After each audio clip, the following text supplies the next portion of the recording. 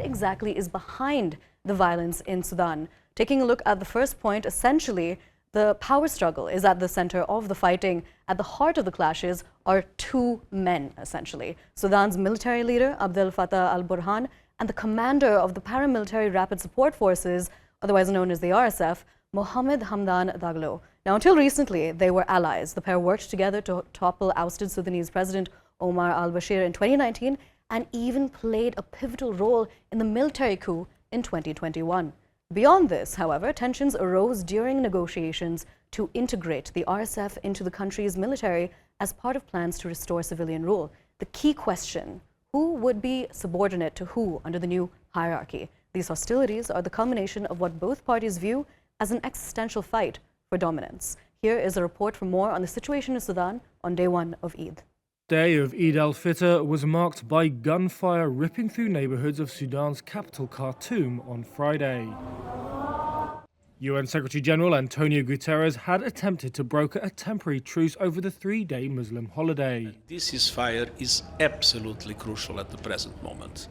But unabated fighting has undermined those efforts and left hundreds dead. Footage released by the military showed army troops brandishing semi-automatic weapons in the north of the capital. Witnesses said soldiers and gunmen from the paramilitary rapid support forces shot at each other in the north, west and centre of the city, including during the call to prayer.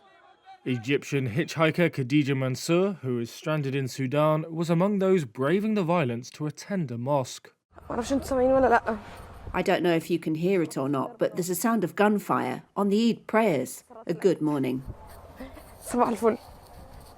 In a statement, Sudan's de facto leader, General Abdel Fattah al-Burhan, said this year's Eid al-Fitr was taking place as our country has been afflicted with a deep wound.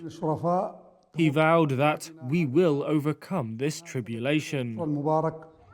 The conflict between two previously allied leaders of the ruling military junta, Burhan and RSF leader General Mohammed Hamdan Dagalo, has seen hospitals attacked and sent up to 20,000 people fleeing into neighbouring Chad. On Friday, the World Health Organization said at least 413 people had been killed and more than 3,500 injured.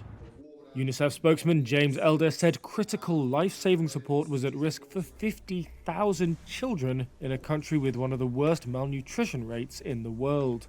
So they're being fed with tubes because that's literally the only way they can be fed. And when the bombing begins or the shelling begins outside a hospital, and when medical staff need to flee, then what?